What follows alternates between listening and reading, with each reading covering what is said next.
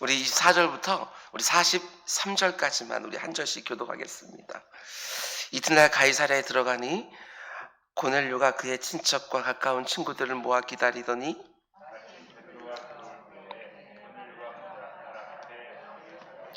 베드로가 일으켜 이르되 일어서라 나도 사람이라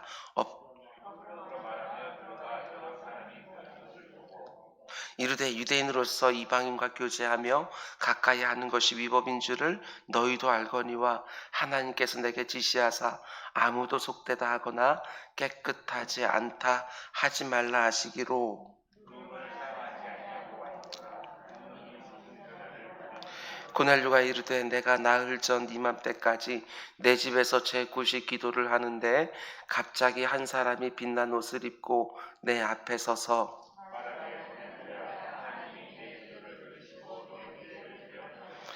사람을 요바에 보내어 베드로라 하는 시몬을 청하라. 그가 바닷가 무두장이 시몬의 집에 유숙하느니라 하시기로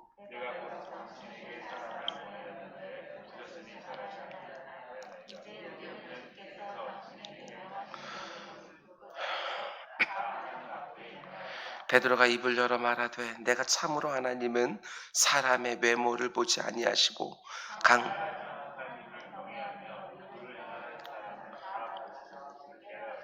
만유의 주 되신 예수 그리스도로 말미암아 화평의 복음을 전하사 이스라엘 자손들에게 보내신 말씀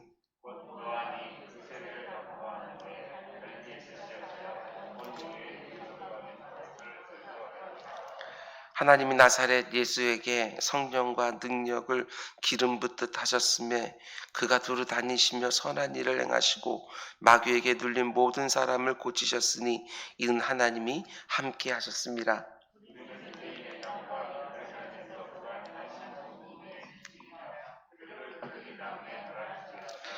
하나님이 사흘 만에 다시 살리라 나타내시되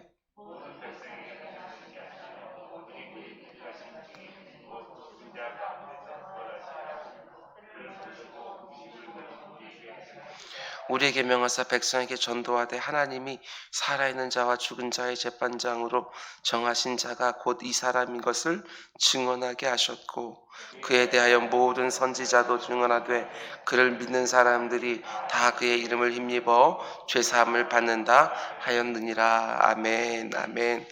우리 나머지 10장의 남은 부분들은 내일 우리가 함께 들도록 하겠습니다. 오늘도 예물이 있습니다.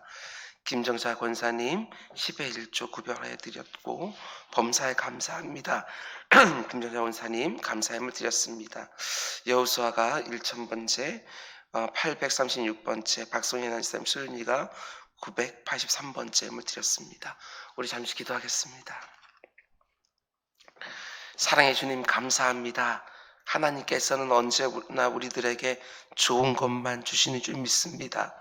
우리들의 아버지 하나님, 하나님의 생각을 우리가 깨닫지를 못하고 그리고 우리들의 영적인 눈들이 늘 어두워서 하나님 선한 일 행하심에도 불구하고 우리는 그걸 잘 보지를 못합니다. 합력하여 선을 이루게 하실 것도 분명히 믿는다고 고백하면서도 지금 내 손에 쥐어진 것들이 너무나도 힘들 때가 많이 있습니다. 주님, 이런 때에 우리들에게 믿음을 더하여 주시고 아버지 하나님, 우리의 일상 가운데 속에 하나님 의지하는 마음들이 조금도 흔들리지 않도록 인도하여 주옵소서. 오늘 이 새벽에도 하나님 너무나 귀한 새벽 기도자들을 구별하겠습니다. 이들을 통해서 아버지 하나님 이 땅에 있는 사람들이 하나님의 인도하심을 받는 기도가 이루어질 수 있도록 인도하여 주시옵소서. 아버지 모든 이 땅에 일어나는 일들, 좋은 것들, 선한 것들, 우리들에게 아버지 하나님 복이 되는 많은 것들이 성도의 기도의 응답으로 이루어진 싸우니 그 믿음을 가지고 오늘도 인각에 부르짖는 기도자들 다를 수 있도록 인도하여 주시옵소서. 오늘도 하나님 앞에 드리기 예물이 있습니다. 우리 김정자의 삶은 15일을 기도하고 범사에 감사 하나님께 예물이 되었습니다. 특별히 감사한 또한 올해 경건한 식반을 내 삶에 세우라라는 기도를 드리시옵소서. 아버지 하나님 성경 말씀도 사모하며 일부 묵상하고 아버지 하나님께 일격을 기도가 되고 공동체의 그에서 나타난 말씀이 앞서기 바랍니다. 그리고 말씀이 숨쉬는 그것을 인정할 수 있도록 그는 인정하여 주셨고 그 땅, 그 삶, 그리고 땡기기 하나님의 눈동자처럼 지켜주고 믿음의 가족이 갑절을 인정한 것 속에서 이어가도록 인정을 주옵소서. 오늘 아버지는 2000번째 드린 일들이 있습니다. 아버지는 여호수아 하나님이 사랑하신 인사이 그리고 너에게 하나님의 형상 그런 나라를 아버지 하나님께서 원하시는 것들이 하나씩 이루어질 때마다 감사, 감격이 넘치는 인생이 될 수 있도록 인정하여 주옵소서. 박성현 목사님 최인의 가정을 주님께서 함께 붙들어 주시고 아버지 하나님 하나님이 살아계신다는 완전히 보여주는 것을 되게 하여 주옵소서. 이 모든 말씀 예수님의 이름으로 기도드렸습니다. 여러분 참 잘 오셨습니다. 지난밤도 잘 주무셨어요? 오늘도 좋은 날인 줄 믿습니다. 아멘. 오늘은 사도행전 강의 52번째 시간입니다. 오늘 말씀의 제목은 태도가 고도를 결정합니다. 이런 제목으로 말씀 전하도록 하겠습니다. 우리가 어떤 태도를 보이냐에 따라서 어느 정도의 포지션을 우리가 이룰 수 있는지 그것이 결정되어진다는 것입니다. 오늘 본문은 베드로와 고넬료가 서로 만나는 장면인데 너무나도 중요한 만남입니다. 이 만남을 통해서 예수 그리스도의 복음이 유대인들을 넘어서 이방인들에게로 본격적으로 전해지기 때문에 이 만남은 너무너무 중요합니다. 오늘 본문이 이렇게 시작하지요. 24절 이튿날 가이사라에 들어가니 고넬료가 그의 친척과 가까운 친구들을 모아 기다리더니 저는 이 한 구절을 놓고 묵상하는데 참 많은 은혜와 도전이 있었습니다. 베드로를 청해놓고 베드로를 만나기 위해 온 가족이 모여서 기다립니다. 단지 온 가족만이 아니라 친척과 가까운 친구들까지 모아서 함께 기다립니다. 우리는 언제 주로 가족들을 모읍니까? 경조사가 있을 때 모읍니다. 결혼식이나 장례식 같은 경조사가 있을 때 친지들을 초대합니다. 그런데 고넬료는 하나님의 말씀을 듣기 위해서 온 가족을 초대했습니다. 얼마나 간곡하게 부탁했을까? 꼭 와야 된다고. 너무나 중요한 시간이라고. 저는 이 모습도 도전이 되었습니다. 어떻습니까? 이런 경험이 좀 있으십니까? 하나님의 말씀을 듣기 위해서, 예수님을 소개하기 위해서 가족들과 친구들을 모은 적이 있으십니까? 우리에게도 꼭 이런 모습이 있기를 주님의 이름으로 축원을 드립니다. 사모하십시오. 그리고 고넬료의 모습에서 또 이런 점도 도전이 되었습니다. 그게 뭐냐면 고넬료가 오라고 했더니 모든 친지들과 가까운 친구들이 왔다는 점입니다. 이 점도 도전이 됩니다. 내가 오라고 하면 오는 이 상황이요. 자녀들이 부모의 말에 순종하는 것 모든 가정에서 다 이루어지는 게 아닙니다. 믿음의 부모들에게 영적 권위가 있어야 됩니다. 믿음의 부모들에게 자녀들의 영적 문제를 지도할 수 있는 권위가 없으면 어떻게 그 자녀들을 하나님이 원하시는 온전한 예배자로 양육해 낼 수 있겠습니까? 단지 자녀들에게 뿐만 아니라 예수 믿는 가정이 온 친지들 사이에서 영적 영향력이 있어야 됩니다. 창세기에 나오는 아브라함의 조카 롯의 경우를 보시기 바랍니다. 천사들이 찾아와서 소돔과 고모라가 곧 멸망하게 될 거라는 경고의 말씀을 듣습니다. 이것을 먼저 들었다고 하는 것은 그 안에 사명이 있다는 거 아니겠습니까? 그래서 사위들에게 말을 하는데 성경이 뭐라고 말을 하느냐? 그 말을 농담으로 들었다. 영적 권위가 없으니까 그 사위들을 구원해내지를 못합니다. 멸망하는 소돔과 고모라의 그 사위들을 그대로 두고 자기 아내와 딸들만 데리고 나오는 것이지요. 이게 얼마나 큰 비극입니까? 이성이 망한다는 걸 분명히 알고 있습니다. 이성에 그대로 두면 죽는다는 거 분명히 알고 있습니다. 그런데 데리고 나올 수 있는 권위가 없습니다. 이게 얼마나 안타까운 비극인지 모르겠습니다. 사무엘 2장 말씀 보면 엘리 제사장이 자신의 두 아들 홈리와 비나스가 패역한 죄를 짓고 있다는 보고를 듣고 불러다가 훈계합니다. 그러면 안 된다고. 하나님이 벌하신다고.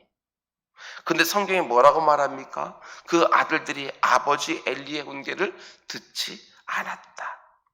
그러다 결국 그 두 아들이 전쟁터에 나가서 죽게 되어집니다. 이게 아버지에게 얼마나 큰 비극이겠어요. 그렇게 패역한 죄를 계속 지으면 하나님의 심판을 받는다는 거 아버지가 알아요. 그래서 그 아들들에게 그러면 안 된다고. 그런데 그 악행들을 멈춰 세울 수 있는 영적인 권위가 아버지에게 없어서 아들들이 계속해서 그 패역한 죄를 짓다가 결국 하나님의 심판을 받게 되어집니다. 여러분, 우리가 권위주의는 반드시 배격해야 되지만 영적 권위는 반드시 있으셔야 됩니다. 우리 교회에 속한 가정들마다 아버지에게, 어머니에게 영적 권위가 있기를 원하고 친지들 사이에서도 영적 영향력을 끼치는 가정들이 꼭 되시기를 주님의 이름으로 축원을 드립니다. 특별히 고넬료처럼 말씀의 자리, 기도의 자리에 내 사랑하는 사람들을 끊임없이 초대하시기 바랍니다. 사람을 변화시키는 것은 오직 하나님만이 하시는 일이지만 내 사랑하는 사람들에게 하나님께서 일하실 수 있도록 우리가 모을 수 있습니다. 통로가 될 수 있습니다. 우리는 초청하고 하나님은 역사하시고. 그런가 하면 고넬료의 모습을 보면서 이런 점도 도전이 되었습니다. 25절 마침 베드로가 들어올 때에 고넬료가 맞아 발 앞에 엎드려 절하니. 이 모습 역시 굉장히 놀라운 모습이지요. 고넬료는 로마 사람입니다. 그것도 로마 군대의 백부장이지요. 지배자인 거예요. 그런데 피지배민인 이스라엘 사람, 그것도 어부 주신 베드로에게 엎드려 절을 합니다. 무엇 때문에 절을 하겠어요? 베드로가 자신보다 지위가 높고 탁월하고 존경스럽기 때문에 절대 그렇지 않습니다. 오직 하나님의 종이라는 이유 딱 한 가지 때문에, 오직 하나님의 말씀을 받은 자라는 이유 딱 한 가지 때문에 그 발 앞에 엎드려 절을 합니다. 이게 얼마나 겸손한 태도입니까? 오늘 설교 제목처럼 태도가 고도를 결정한다. 영어로 말하면 attitude, 태도가 altitude, 고도를 결정한다. 내가 가진 태도가 어떠냐에 따라서 오늘 우리 인생의 고도, 높이도 달라진다는 거예요. 정말 모든 면에서 그렇습니다. 학생들의 학습 태도가 학생들의 성적을 결정하지 않습니까? 수업 시간에 보이는 태도만 봐도 그 학생의 성적이 어느 정도인지 대충 예상이 되지 않습니까? 직장에서도 태도 점수가 있는 것 같습니다. 태도 점수. 자신의 업무를 대하는 태도가 어떠냐에 따라서 성과도 연봉도 결정이 되어집니다. 태도가 내가 올라갈 수 있는 고도를 결정하는 것이지요. 예배 시간도 마찬가지입니다. 말씀을 듣는 태도를 보면 그분이 은혜를 받을지 받지 못할지 어느 정도 예상이 됩니다. 신앙생활을 어떻게 하는지 그 태도가 어떠냐에 따라서 그 신앙의 수준도 결정이 되어집니다. 기억하셔야 됩니다. 태도가 고도를 결정한다. 하나님도 우리의 태도를 보십니다.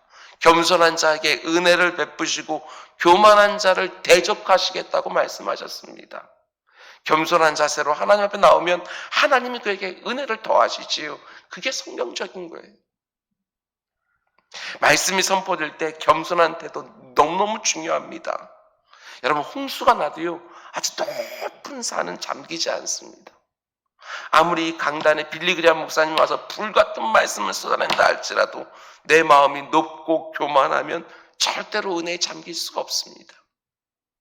그러나 비가 많이 오지 않아도 저지대는 물이 잠깁니다.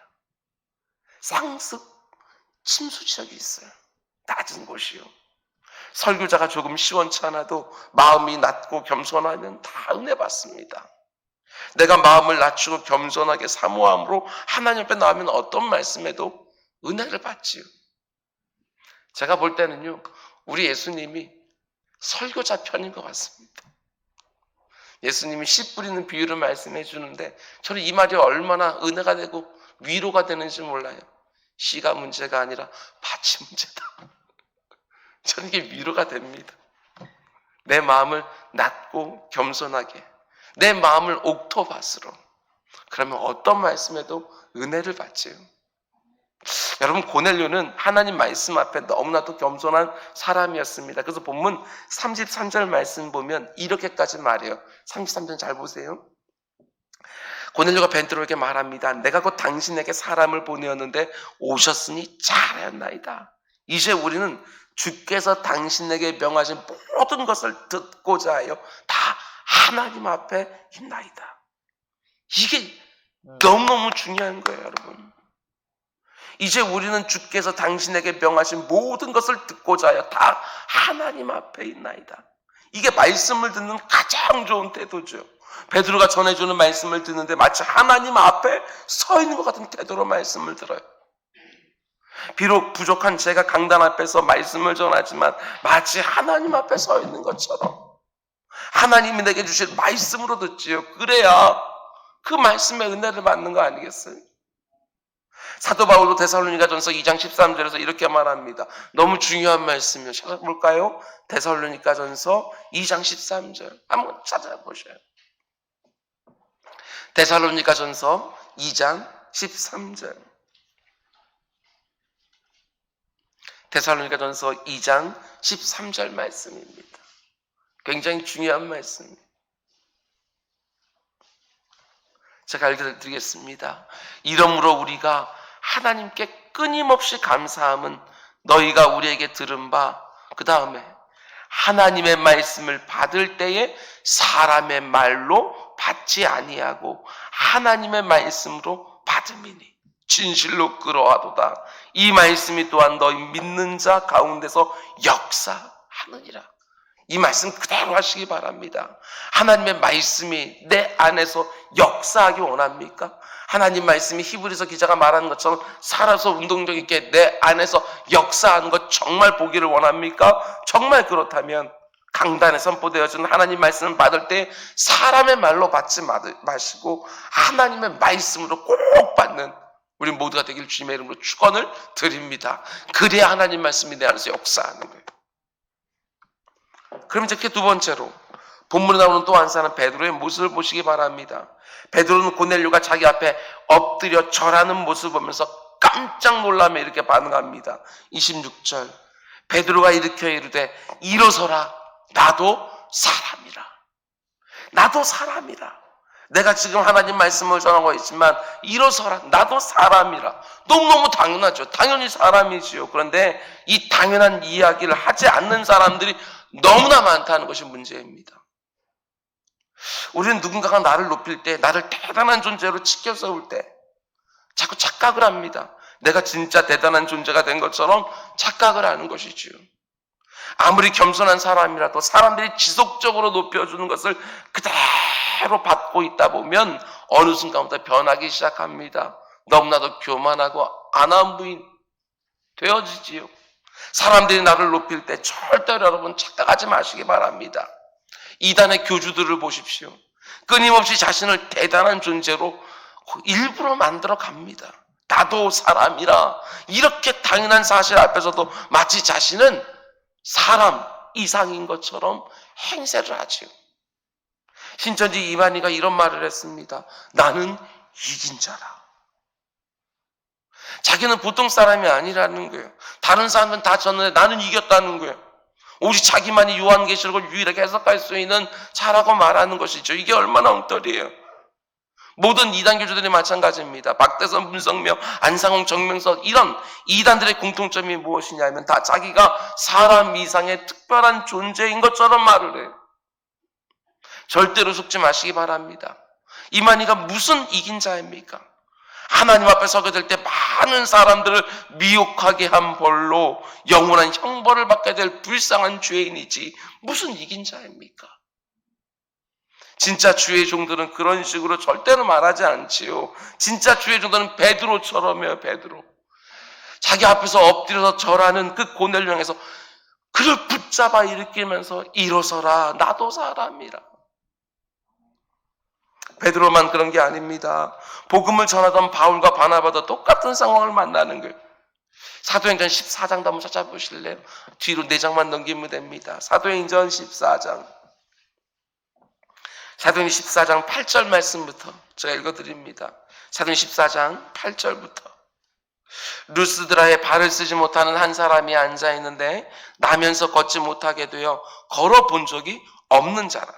바울이 말하는 것을 듣거늘 바울이 주목하여 구원받을 만한 믿음이 그에게 있는 것을 보고 큰 소리로 이르되 네 발로 바로 일어서라 하니 그 사람이 일어나 걷는지라. 기적이 일어났습니다. 그 사람들이 어떻게 하느냐? 11절과 12절.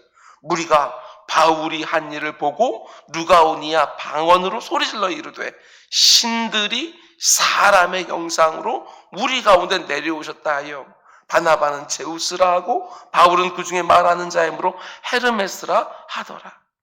바울과 바나바가 나면서부터 걷지 못한 사람을 이렇게 세운 것을 보면서 마치 신들이 사람의 형상으로 이 땅에 내려온 것처럼 그들이 생각을 하는 거예요.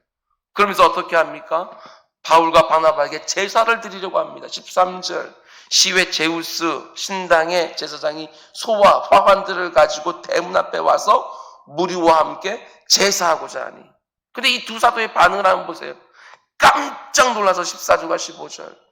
두 사도 바나바와 바울이 듣고 옷을 찢고 무리 가운데 뛰어들어가 소리질러 이르되 여러분이여 어찌하여 이런 일을 하느냐.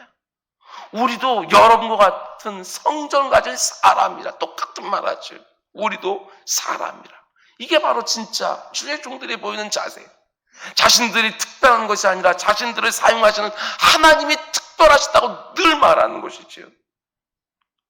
이단 교주만큼은 아닐지라도 다른 사람들이 나를 높여주는 것을 은근히 즐기지 마시기 바랍니다. 그럼 마치 내 자신이 다른 사람보다 우월한 것처럼 마음이 높아지기 시작을 합니다. 교회 안에서도 마찬가지입니다. 내가 중요한 일을 맡았다는 것이 내가 중요한 사람이라는 걸 말해주는 게 아니에요. 하나님은 누구든지 쓸 수 있어요. 내가 아니라 길가에 뒹구는 돌멩이를 들어서도 하나님이 원하시는 일에 얼마든지 쓰실 수 있다고요. 이번 주일이 종려주일인데 예수님을 태우고 가던 나귀를 생각해 보시기 바랍니다. 예루살렘 성으로 들어가는데 사람들이 막 환호성을 질러요. 겉옷을 벗어서 자기가 가는 길에 막 깔고 종려나무까지를 막 흔들어요. 그런데 만일 이 나귀가 이렇게 착각했다고 생각해 보십시오. 야, 나를 보고 이렇게 사람들이 환호하는구나. 그리고 그 영광을 취하려고 앞발을 탁 들고 일어서면 어떻게 되었습니까? 내 등에 타고 계시는 예수님이 땅에 떨어지지요. 내가 높아지면 주님이 땅에 떨어져요. 마땅히 하나님이 다 취해야 될 영광을 내가 중간에서 가로채는 죄를 범하지 마시라고요. 모든 영광 하나님께만 돌립니다. 이거는요, 말로만 하는 것이 아니라 실제로 그렇게 되어야 되는 거죠. 그런가 하면 베드로가 고넬료를 이렇게 세운 다음에 또 어떤 말을 합니까? 29절. 부름을 사양하지 아니하고 왔노라. 묻노니 무슨 일로 나를 불렀느냐. 저는 이 말씀도 은혜가 되었습니다. 부름을 사양하지 않고 이곳에 왔노라. 오늘날 하나님이 아무리 불러도 사양하시는 분들이 너무나도 많습니다. 뭐 이렇게 까딱스러운지 너무나도 사양할 때가 많아요.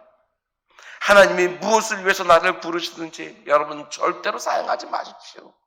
주님의 몸된 교회가 나에게 어떤 필요가 있다고 말을 하게 되었으면 기뻐하며 즐거워하며 자원하며 그 일에 나서는 것이지요. 우리가 부를 때마다 너무나 자신이 없는 찬송가 323장 가사가 이렇습니다. 부름받아 나서니 몸 어디든지 가오리라.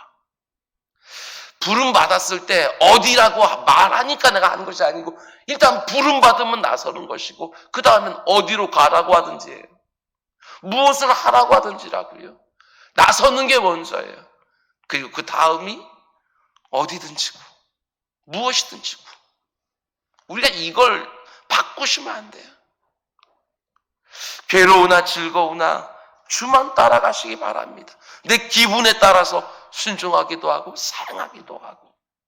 안 해요, 여러분.